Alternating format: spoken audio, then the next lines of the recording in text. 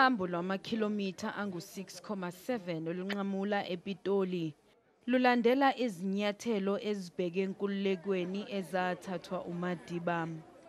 Amakhulu abantu babambe iqhaza kulolu hambo lokuqala lwe-Nelson Mandela Remembrance Walk. Phakathi kwabo bekuwumfelokazi kaMadiba uGraça Machel, amaqabanakha kudala, omakade bona babelwa nohulumeni wobandlululo kanye nomndeni wakwaMandela. Bebehamba bema kulezo zindawo ezibalulekile kulomlando.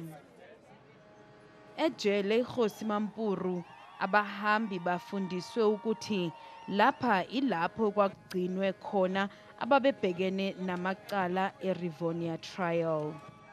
Imininingwane ibese igcwaliswa yilabo ababe noMadiba. That was the beginning of our long road to Robben Island. And when we reached Robben Island, we always remember what Madiba said. Madiba said, we are no longer leaders. Our leaders were outside of prison. Oliver Tambo, Chief Letuli, they are our leaders.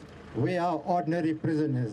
No more turning back. Forward we go. Yes. Forward we go. Yes. Mandela viva, Mandela viva. Viva!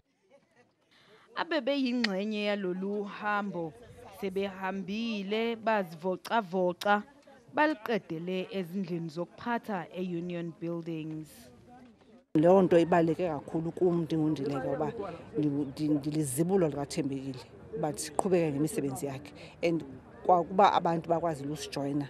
Lo nto leyo silusapho lakwaMandela, silusapho likaDalibunga, singoMadiba osopitsho siyabulela kakhulu uba uMadiba akakalitshalwa.